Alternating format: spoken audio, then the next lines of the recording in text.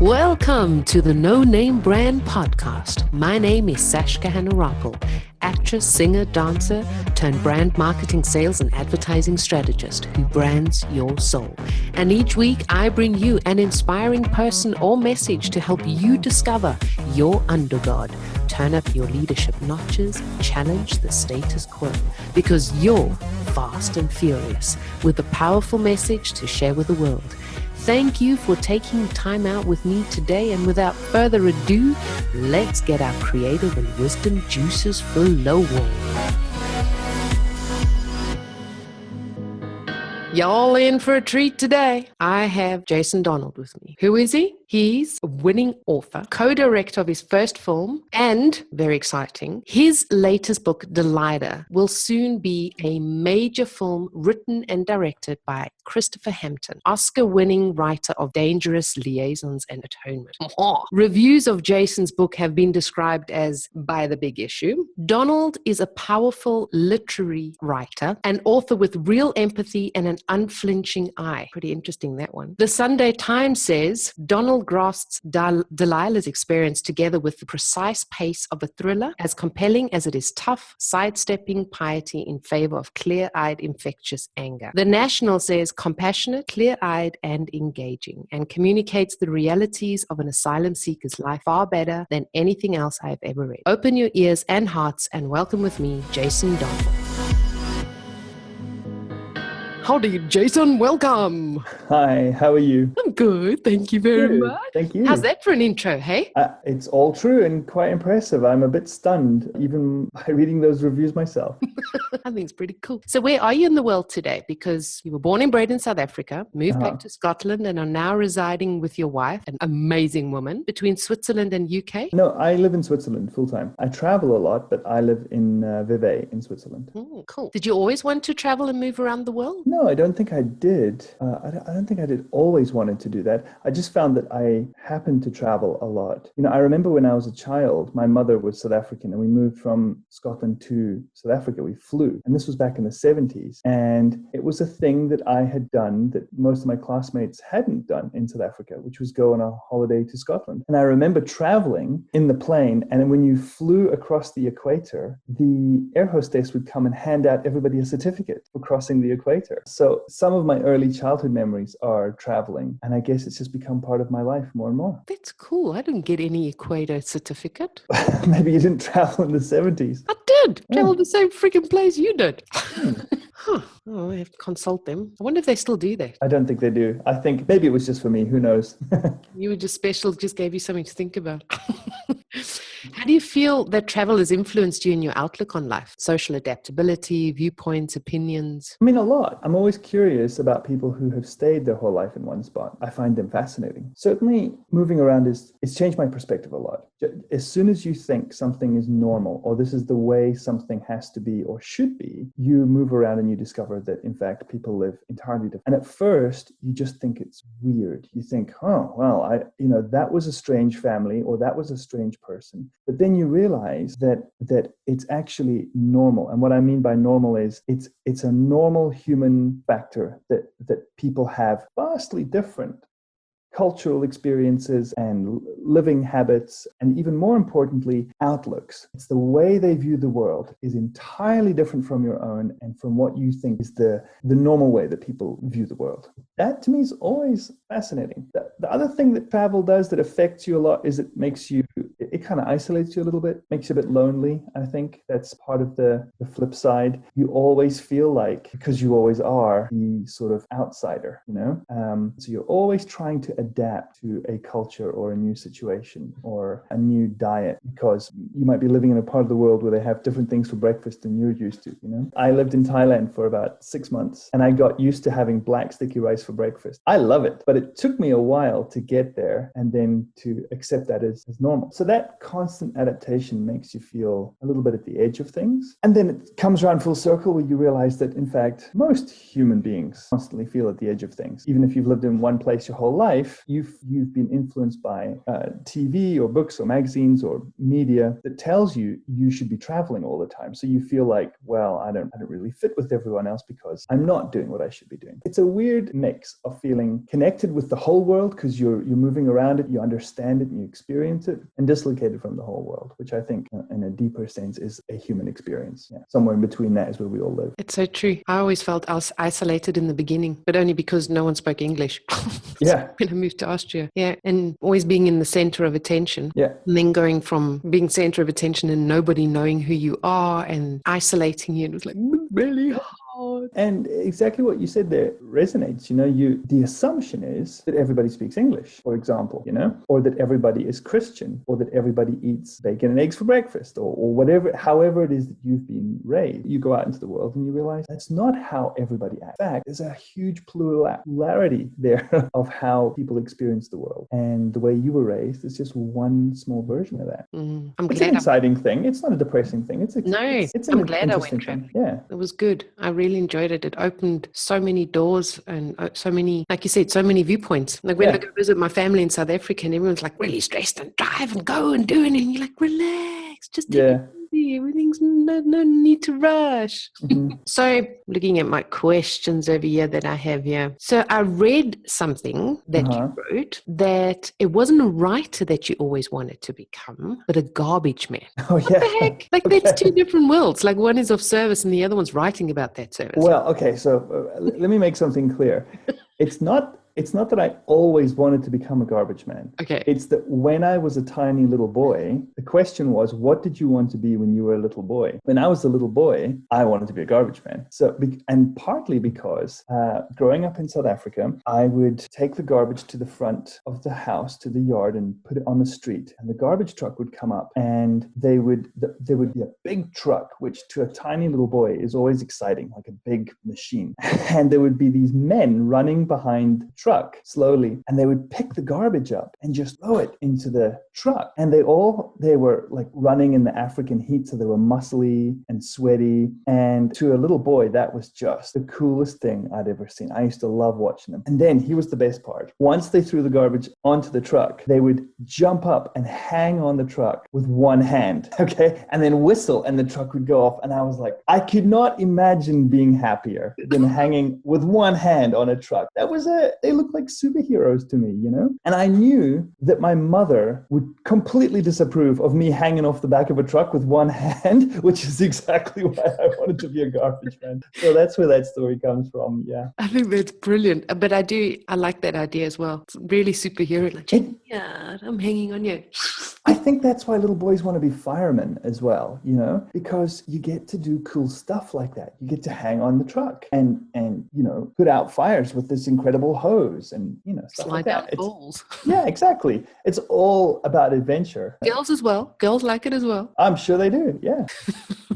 So how did you want to become a writer? Or were you a writer? Did you actually become it? Can you actually become it? Yeah, that's an interesting question. I think there were sort of two phases that happened. One was right after I finished my degree at university. I was sitting in a pub, just like a university pub. And I overheard a conversation with some other students where they said, you know what? I think I'll just become a writer because let's face it, all I've done for the last 4 years is read books and write essays. And suddenly that throwaway phrase just made a lot of sense to me. I was like, yeah, of course. That is what I've been doing. And that's what I want to do. I think I'll just become a writer. And so I took it more seriously and I went to like specific night classes to learn how to write. And I started submitting stories to journals and magazines and things like that. I started really studying the form and really trying to work at being a writer. And then the second part happened while I was really focusing on becoming a writer, I went through my old journals and my old books and things like that. And I discovered, I I've actually kept all my old poetry from when I was a teenager. And here is a screenplay that I wrote when I was 17. And here's a play that I wrote. And here's like a bunch of different, sketches and stories and things. And it was almost as if I discovered a part of myself that I hadn't really looked at. It's like I sort of came out of the closet as a writer. I was like, oh, I've actually been a writer all this time, but not really acknowledged it. I thought that most teenagers go home and write poetry, or that most teenagers will sit and listen to music and maybe write a screenplay. Because then I realized there's what people do. That's what I do. And so there were sort of two things that happened. One felt like a formal choice and one felt like a discovery. When those two things happened, I thought, okay, now it makes sense. I'm going to pursue this. It doesn't make it come in easier to you, but you realize that this was something that was important to me. I wanted to keep working on it. How did you do it? Like, did you study, because you said you did night classes and then you gave you some of... Well, yeah. So my first degree was a master's in English literature and philosophy. So it was very, very helpful to have that like rooting in books, and you're studying thought and you're studying literature. You're not always studying how to write or how to construct a piece of writing. So I went to some night classes to do that, and then eventually went back to university and did a second master's in creative writing. And so the two things together help put on my way. I am still learning, I run a writing retreat here in Switzerland. And as I'm preparing to teach classes and things, I still keep coming up, I still keep finding new techniques and ideas and just thinking, wow, I should employ this. Like, why hasn't anybody ever told me this? Like, this is genius. So I'm always learning. And it's such a lovely creative space because there's always a new way of approaching things or a different idea that you can come up with or employ. And I love that. What was it like when because you said you gave some of your articles to some magazines or newspapers and stuff. Did you just randomly pick a few and go, well, see what they say? Or did you specifically target them and go, this is going to make or break it? Did you have a strategy or a plan? Yeah, I started with poetry because I was a bit of an idiot. I thought I'll write poetry because it's easier, because it's shorter. In fact, it's much harder. It's a boy's yeah, exactly. My son does that. I genuinely thought it would be quicker and easier route into writing. And in fact, a much harder and much more complex form to start with. Having said that, I had some sort of meager success with poetry. And I started sending things off to poetry pamphlets and magazines and things. And one of them, a group called Poetry Today, accepted one of my poems and paid me £5. And I got a letter saying, we want to publish your poem. And I was over the moon. I mean, that I suddenly felt like something had legitimized the creativity that I was trying to pursue. And that I was now, even though I struggled to admit it, a writer. I had written something and it had been published and I had been paid for it. I never cashed the check, by the way. I kind of framed it and just kept it. It was $5, but it was so important to me. I remember sitting in my bed reading that letter as it came through. I had a cup of coffee and I had the mail and I was reading through the mail and I was just, it's beginning to happen. I now look back on those poems and think, they're not that great. But it was real and I felt that it was real and I felt that my work was out there and it was a start and I was determined to continue. So there wasn't much of a strategy as to who and where I was submitting my work to. It was just whatever I could find. I was really quite a novice to that whole world of submitting things. I didn't understand the difference between a publisher and an agent. I was really quite naive in that. But that was a key point to me, to my development as a writer. And then certainly going to study the creative writing MFA in Glasgow sorted out a lot of technical issues for me, and I understood how the process went and who to submit to, and started submitting to various magazines and things there, and started working on my first novel. My first novel came out of a creative writing course that I did in Glasgow. That's right. Choke Chain is the first. Yeah. And how long after your $5 check that you got did you write Choke Chain? And how was it constructing it? Because did you just kind of finish studying and then you're writing your stuff and you just started writing your book, and then did it get ripped apart by the publishers and the agents kind of no, it's not structured like this. You got to put this over here, put this over there, or yeah.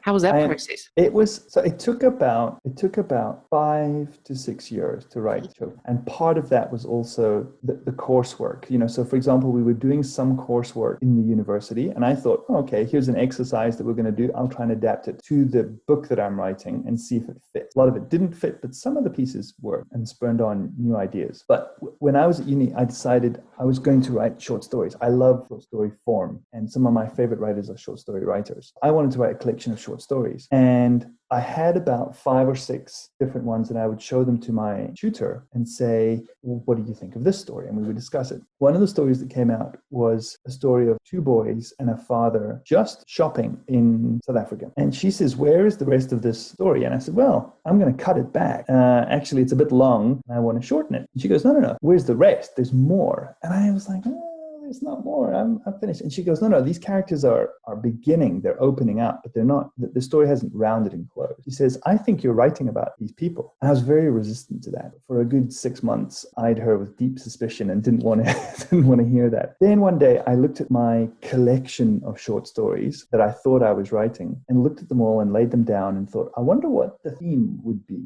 If I was to publish a collection of stories and say there's 10 stories, what is the overriding theme of this collection? Or what is the structure of this collection?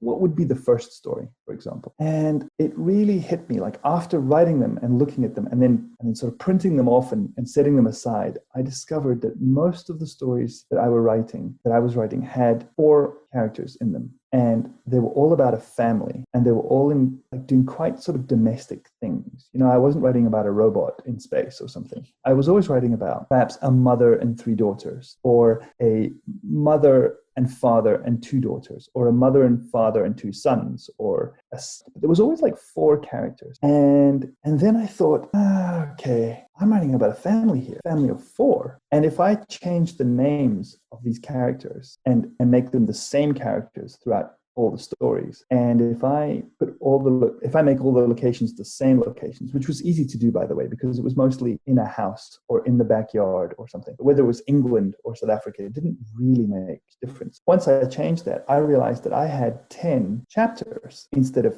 separate stories that were actually quite thematically linked. Like I had been doing something that I wasn't aware that I was doing. You know, I was writing about a family, and my tutor had spotted that early on. She sort of had kind of quietly smiled to herself and said, yeah, where's the rest? You know, just keep going, keep writing. So that was a big breakthrough for me. I realized that this is what I was doing. I came home and said to my wife, I think I might be writing a novel. She was like, really? I was like, yeah, I think I have been writing a novel. I'm not sure, but I think that now that I look at it, I think this is what I'm actually doing. So then the project became not putting together a collection of short stories, but how to link these stories. So they were still quite disconnected, but the project was then how to write an opening chapter to a novel, find out what order these stories were in, find out how to link them, try and find out what the overarching narrative was going to be, you know, flesh out the characters more, you know. You can't just have 10 scenes. You need to have a novel, story that fits together. So that's what I did. And it took 5 years from initial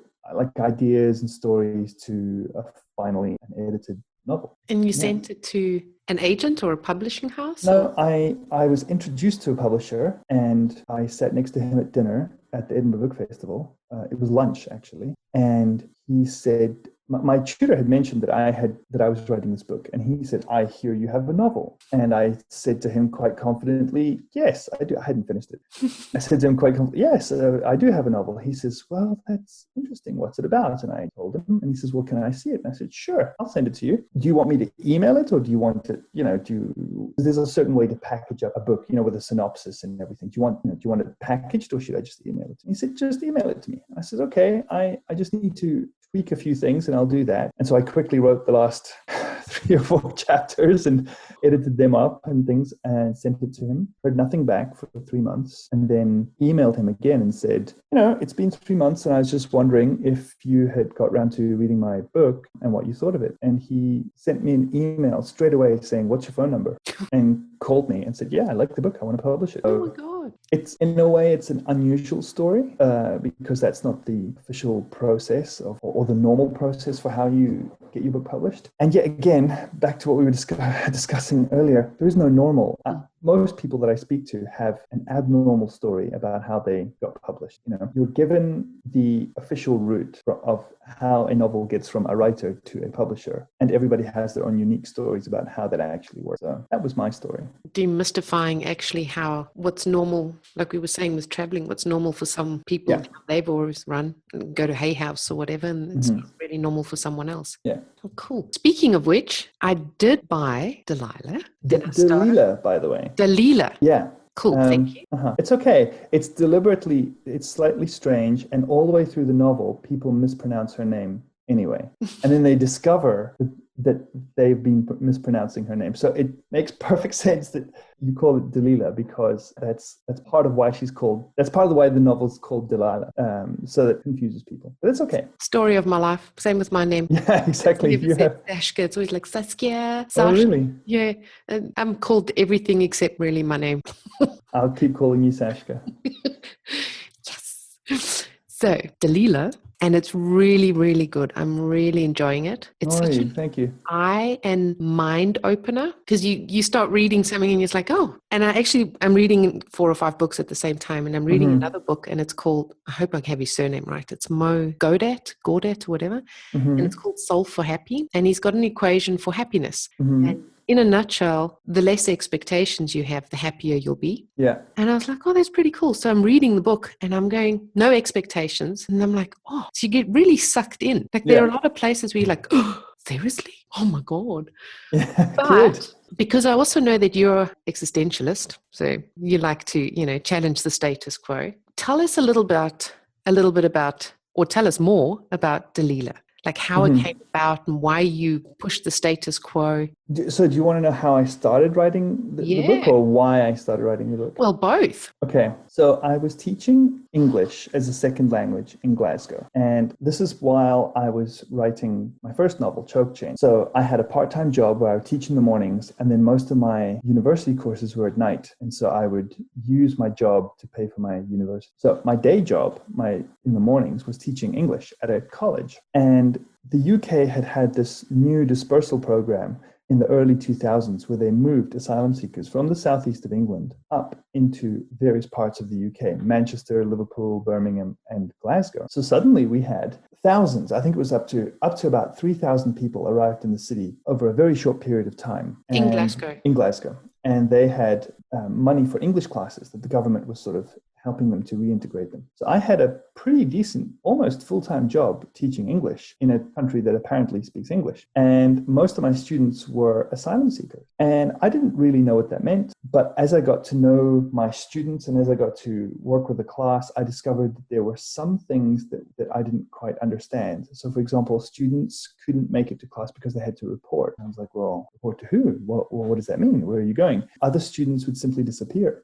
And they were victims of a dawn raid, which is where the Home Office, in a kind of sort of militarized police uniforms, like with bulletproof vests and handcuffs and things like that, kick down a door and remove a family and put them into a van and take them to a detention center and fly them out of the country. So some of our students would just go. And when we ask, where have they gone? Like, why haven't we seen them? They would say, well, there was a sort of feeling of, well, they're asylum seekers, so they've probably just been removed. There was one case of a young girl who had not come to class for a while. She was about 19. I said, well, are you sure she's been removed? I mean, can we trace her? Like, what if she hasn't? What if she's just been, something else has happened? And there was this odd feeling of just assuming that asylum seekers would just go or would be fickle. And I kept saying, if this was a Scottish girl, if this was a white girl, and she just disappeared and no one could find her, the college would also be involved in trying to track her down. Should we not be trying to find out where the asylum seeker student has gone? And we discovered it was quite difficult to do because it's very hard to track, even if they have been taken to detention centers and stuff. How do you find that out? Where do you find it? So incidences like that began to make me wonder what was going on. This is also, again, mid-2000s, so I became much more aware of what was going on with the war in Iraq, the war in Afghanistan, because a lot of my students were Iraqis and Afghanis. And then, of course, different things that were happening in Africa, like in Eritrea and Somalia, different conflicts that were going around. So you could watch the news and see conflicts happening on the news, and then go to your class and meet people who had just come from that conflict zone 2 or 3 weeks earlier, and they had stories to tell. So you became involved. I became involved, certainly.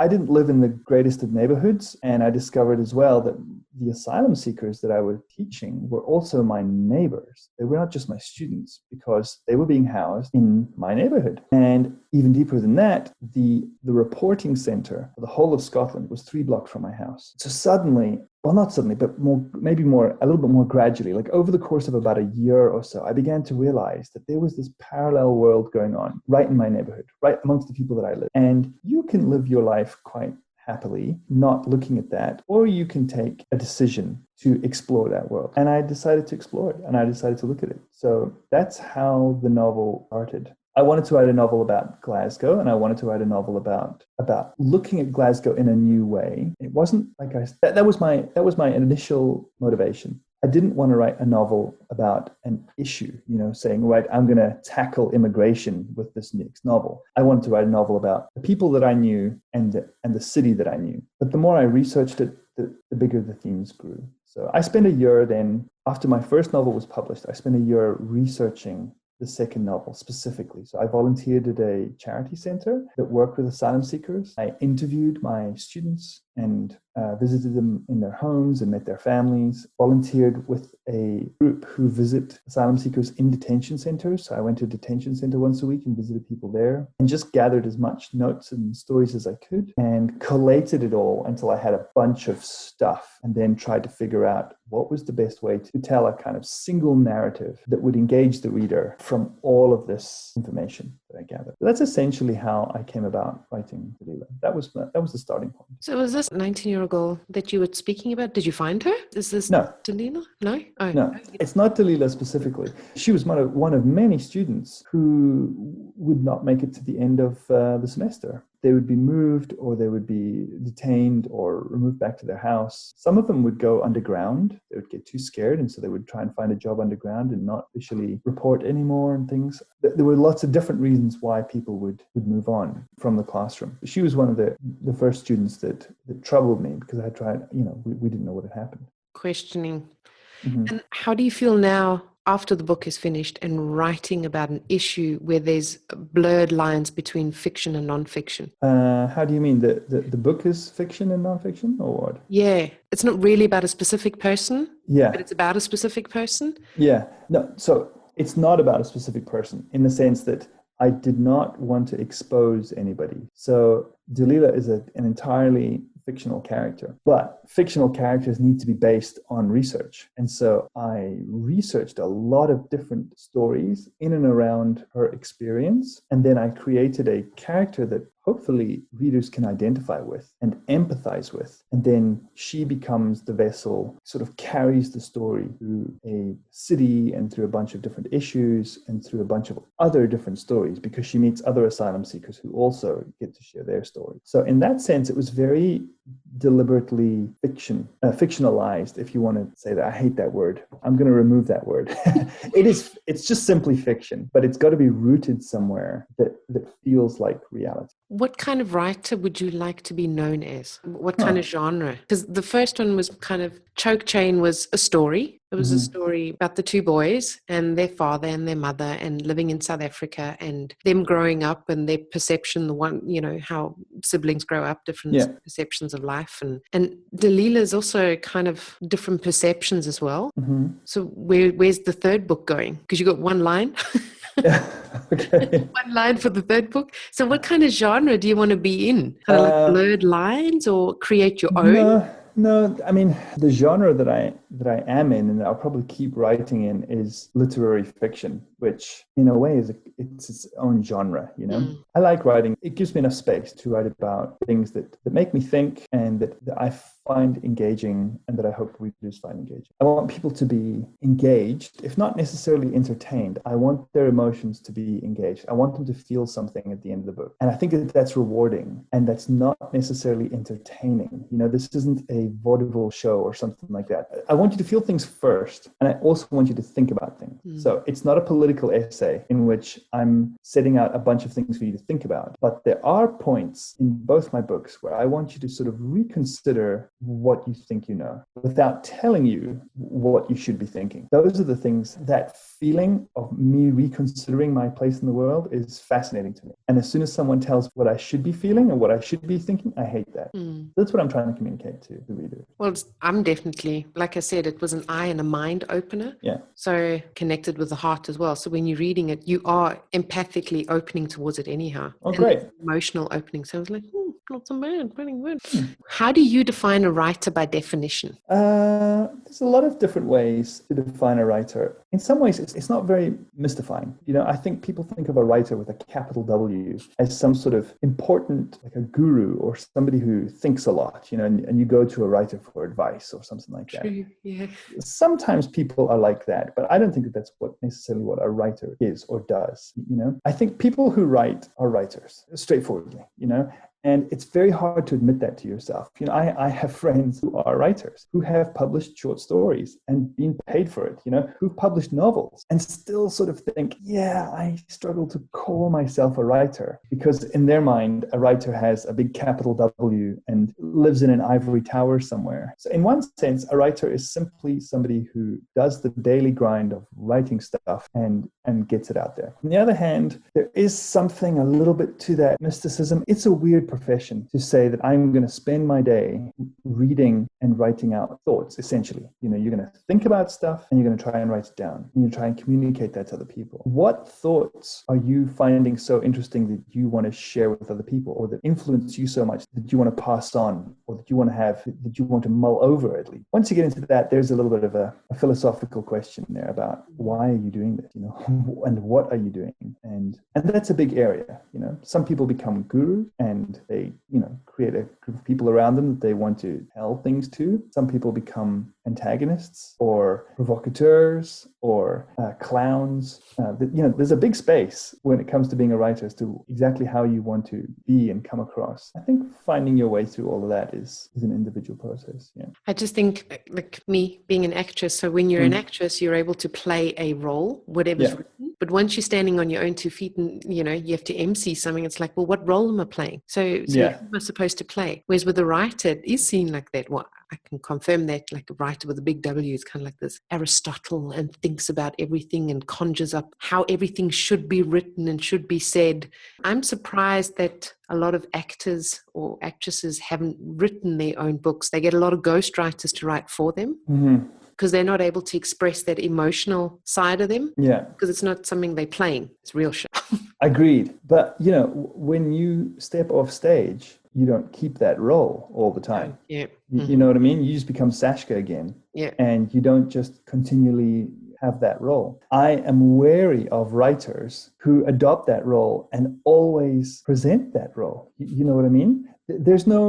They become the writer with a capital W, this guru who's going to walk around and play the role of a guru the whole time, or of an intellectual the whole time. I find that disingenuous. I find that, false. You can clearly spot the people who are genuinely intelligent and curious and have something that they are trying to figure out and are happy to share that figuring out process with other people around them. And they will ask you questions, or they'll throw you in new ideas or something like that. But they're not trying to preach. And then you'll find other people who believe that they know what they're saying. They know what the right thing is, or the correct answer is, or the correct perspective is. And they're going to tell you what that is. And that is a role that they enjoy playing, where they are always right. They're always correct. And you'll find preachers who are like that. You find politicians who are like that. And unfortunately, you find writers who are like that. They play the role of a writer and they never get out of character. They just play that role the whole. On the other hand, when I'm at my desk, I do feel a little bit like an actor because I'm taking on the character. So I will sit there and I'll think, okay, what is Alex thinking right now? Okay, I'm going to put on this character and I'm going to play Alex for a while. And then what is his father, Bruce, thinking? Okay, I'm going to leave Alex alone. Now I'm going to play the father character. I'm going to try and embody that character. But if you don't want to become insane, you then have to leave those characters at the desk and go away and live your own life and be who you actually are. Don't leave your desk and play the role of a writer while you're away from your writing. In business as well, it's the same with myself. When I'm doing branding, you have to step into I step into the role of the client or the client's clients. And how would they react when you're telling me something like this? Same thing, pretty much everything. How would my mother react to this with my children? How would my father have reacted to this? Do I want to react like this or not? Yeah. Which role do I want to take on? And then before you go insane, you do step out and going, I need to take a breather out of here. Maybe, let's face it, we all play roles all the time, so maybe I'm actually going back on what I've just said.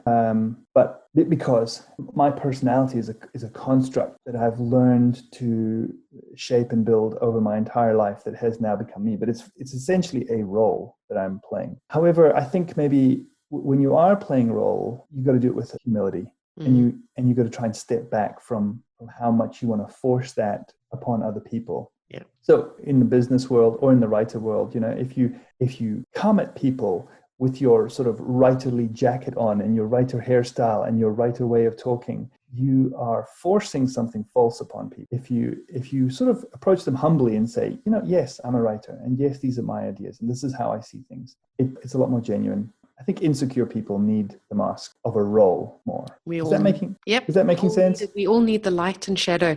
Although the shadow part, whether it's a role or a mask or whatever, always gets looked upon as a really bad thing. But we need it in order for ourselves to grow. And if we acknowledge, oh, that's pretty cool, but I can still push through whatever it is, the mask or the shadow, through me being a light somewhere along the line. Yeah. Cool. You need the both. Positive, negative, love, hate. We need it. Absolutely. And we are both all the time. You just have to acknowledge that, you will always move from one mask to the other, even to a very, very subtle degree. That happens. So I agree with you. But it's the people who don't acknowledge that that are sometimes difficult to deal with or difficult to talk to, or force the one mask to the front all the time. Everybody can see the mask. Everybody knows it's there. Everybody's giving that person a little bit of space, going, okay, I get it. That's your big shiny mask. Do you want to just calm down and have a drink? That's where it becomes more and more fake. I have a lot of empathy for people who are just simply going about their day and living with their mask. You know what I mean? You go to a party and you can tell somebody doesn't want to be there, but they're smiling and they're doing their best, and you can tell that they've done their hair up and they're put on their face for today. I get that. We all have to do that, But somebody who's forcing that on you and who's pushing that and saying, this is who I am, and you have to accept me as a business person, that's my mask, or a writer, and that's my mask, and that's all you're going to see. It's a little bit more difficult. That's so true. Yeah. Speaking of masks, what's this mask of you co-directed your first play, Passion Gap? Screenplay. Film. Mm-hmm. And Dalila is also going to be a movie. I hope I have a role in there. So let me start with Dalila. So I've sold the option for the film, and there is a producer on board called Andrew Bronsberg, and there is a director that you mentioned, Christopher Hampton, and the director is also going to write, or has written, the screenplay, and I've read the screenplay, and it's marvelous. It's very well done. He's made some very elegant, creative decisions, because a screenplay has to be more condensed than a novel. There's a time factor to the film as well. So you have to find the essence of scenes or characters or themes or settings and condense that and have that come out in a film. And it's got to be done quite minimally. And he does that very well, incredibly well. In fact, I wish I had made some of his decisions, because it's a great screenplay. So at the moment, that's where we're at. I think they are looking at funding and they're beginning to look at discussing cast and things like that, but I don't have any more news on that. How so I sold the rights to, for my book to be a screenplay, and you're like, how did go back? How did that happen? Did you have an agent that went and searched for someone or presented it to someone, or did it just fall into your lap? No, so first of all, I should correct you. I didn't know this, but this is a piece of information that I found out, and that I will let you know. It's not the rights, it's the option. So the option is you rent your intellectual property to someone for a period of, say, 18 months, and they can then take your book or whatever it is that you've got and attempt to put together a screenplay and a cast and funding and all that sort of stuff. And they have a window within which to do that. And if they can't do that, or if they decide not to, then they won't make the film. Or if they can, and it's great, then they will buy the film, and then they buy the rights to the film. You see, once they have the project set up. So we're in that process right now where they are putting together film to see if it's viable, to see if they've got all the elements that they need to make the film. And then they will officially buy the rights and make the film. So that's where we're at right now. So it's a little bit of they're working towards making it right now. But that's the difference between an option and buying the rights. How it happened was I met the producer who had read my first novel, and he considered making it into a film. It was given to him by a friend, and he read it and he enjoyed it, but he decided to pass on making it into a film, which is absolutely fine. And I really enjoyed meeting meeting him. And he asked me about the next book that I was writing, and I told him that I was writing Dalila. And he invited me to speak at a small arts festival in Switzerland. And I said, sure, I would be interested in speaking at that. And so I did, and I read from the book, and I discussed a little bit of the themes and the characters involved. And I think that sort of book presentation went down very well. People seemed very engaged in the idea, and there was a big Q&A session afterwards about asylum seeking specifically, and then immigration in general, and how perceptions are changing, and how governments is dealing with this, and how people are coming into Europe, and should they be allowed in or not. Or there was a lot of opinions and a lot of discussion around that. And the next day I met the producer again at the same arts festival, and he says, we should talk. And so we had a cup of coffee, and he said, I want to make your book into a film. And I didn't, I said yes immediately, but I didn't think that it would go any further than that. But he's very dedicated. He was very keen to support me through writing the rest of the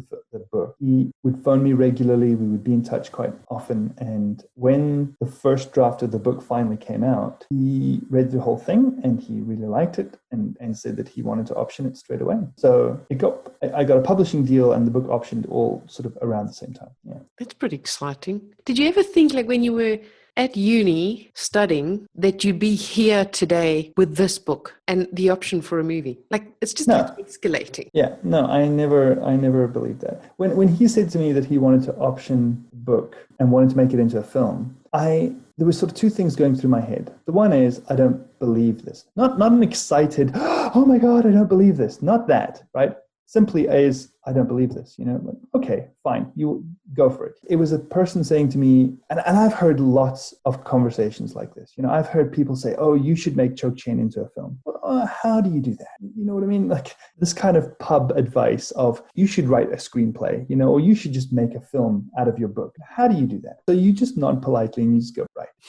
Or a friend of mine will say, oh, I know a guy who works in movies, and you should give him your book so that it becomes a film. You just discard it. There was a part of me that was quite skeptical about my conversation with Andrew. But then there was another part of me that said, don't say no. Don't automatically discard this. Say yes right up until the point that it's a dud. It doesn't work, And so I said yes. And he said, great. He says, when can I see more chapters? And I said, yes, more chapters are on their way. And he said, I'm very excited about this. And do you want to meet in a few weeks' time? And I said, yes. And you just keep pursuing the thing until it actually works or it actually dies. And so there was a part of me that had a kind of distant skepticism where I was sort of aware that this might fall flat at any point. And people warn you, especially in the film industry, it's a strange and fickle and complicated industry. So there are films that get made completely and never find a distributor, and so just never get out there, just fall flat, And there are films that stop at any point along the way as well. So you're aware that things can go south quickly. But I just said, well, let's just keep working at it, and I'll give it my very best shot. Like, I will keep working on this project as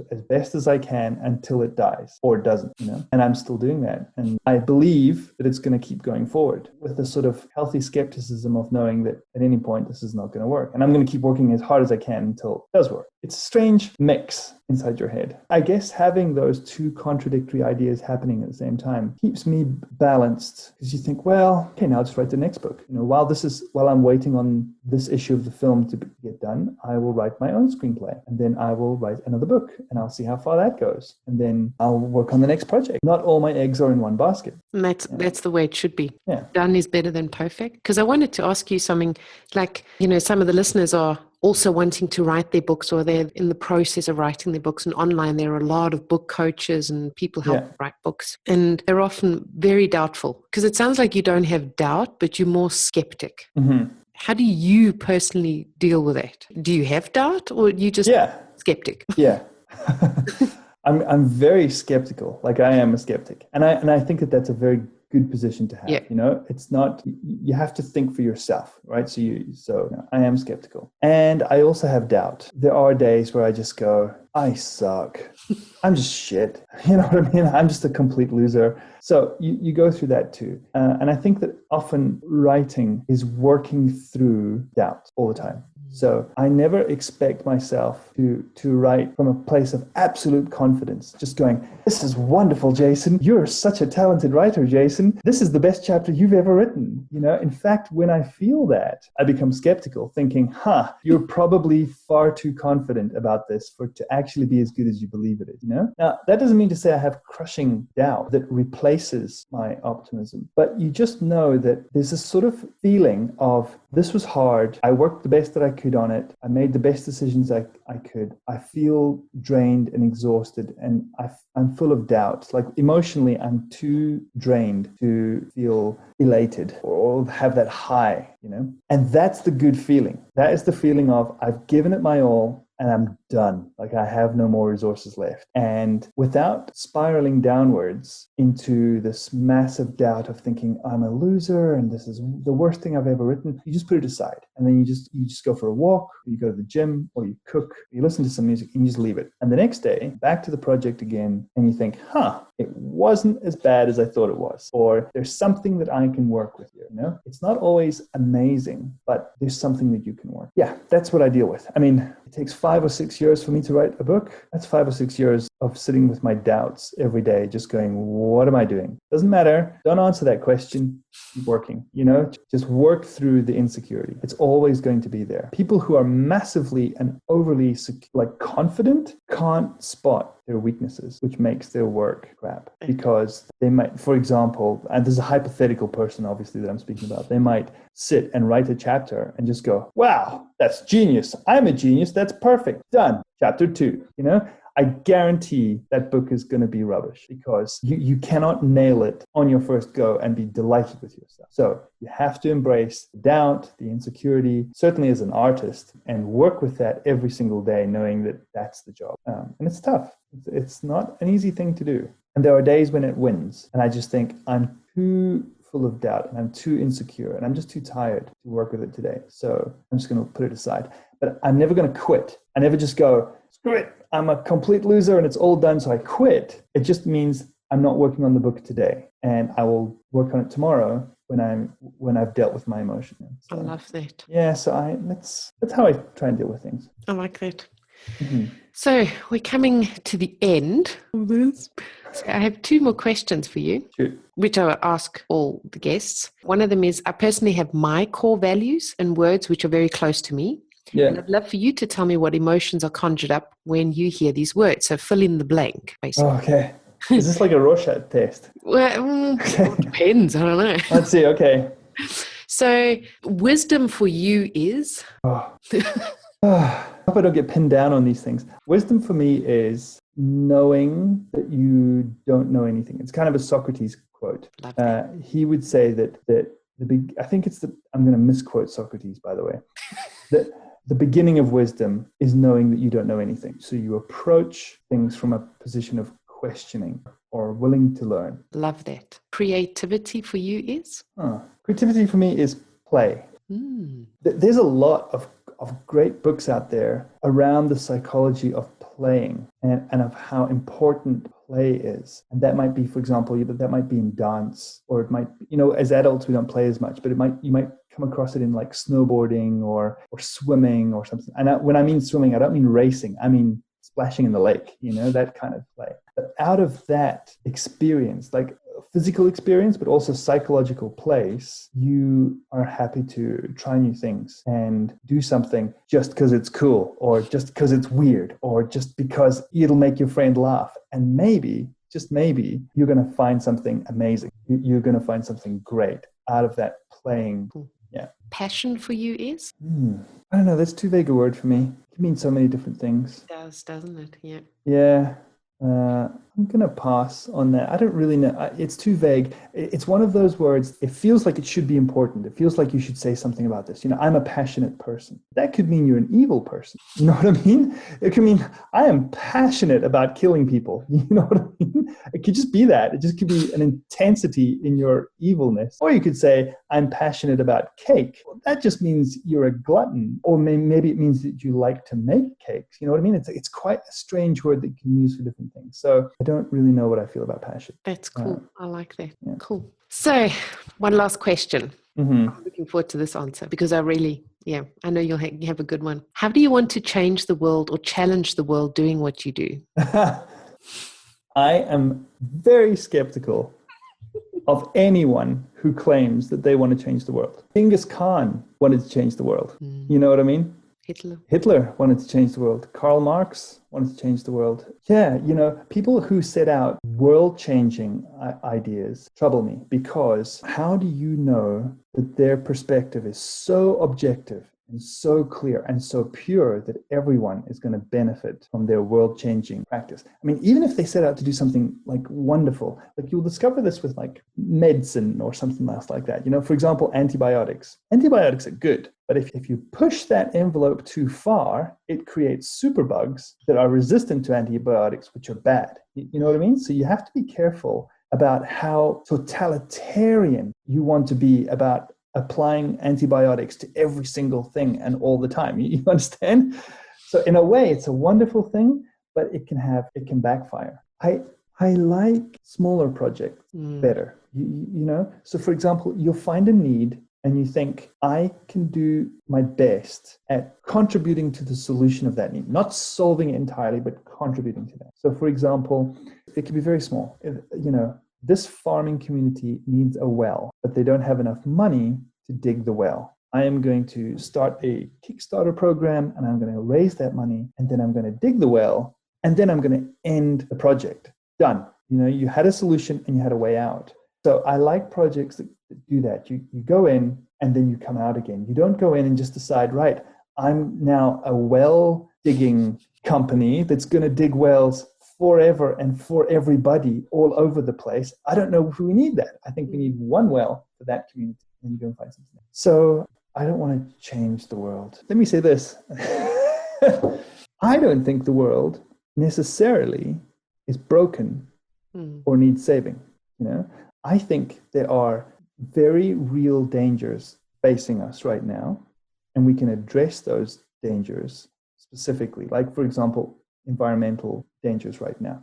And we can, if we have the will, we can address those things. The world, the planet as a physical thing, or the world as we perceive, culture and civilizations and all that sort of stuff, that stuff keeps going. I mean, it's not that we need to save it from anything. It's that our perspective of what it is needs to adapt to what we're living in. You know what I mean?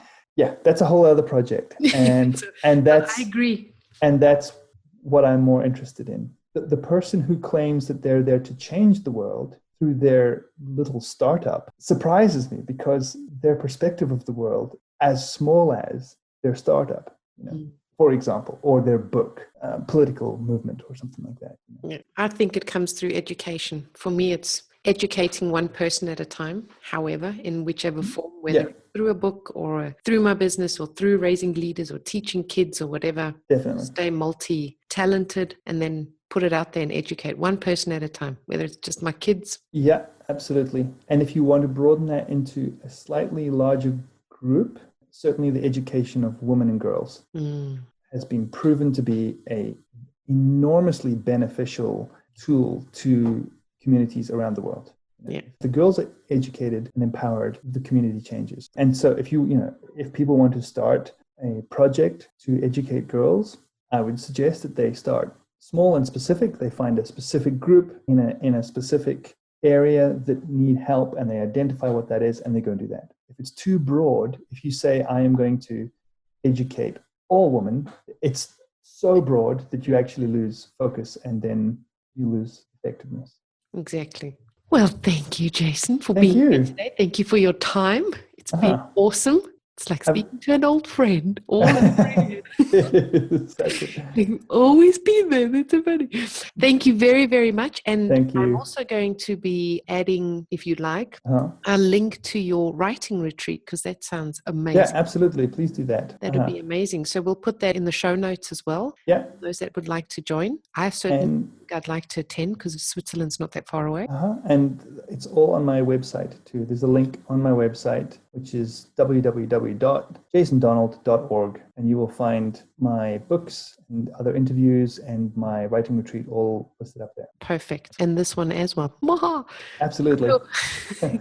Thank you very much. Thank you, Seshka. Have a lovely day. Yeah, you too. Bye. Yeah, bye. Dang, that was just supercalifragilisticexpialidocious. I enjoyed having you on board, and please do me and you a favor.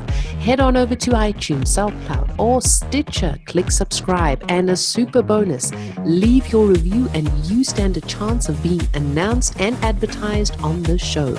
I'm always striving to ensure that your brand is uplifted and empowered. Remember, done is better than perfect. So be sure to subscribe, leave a review, and send in your feedback too. You're the absolute best. Keep rocking.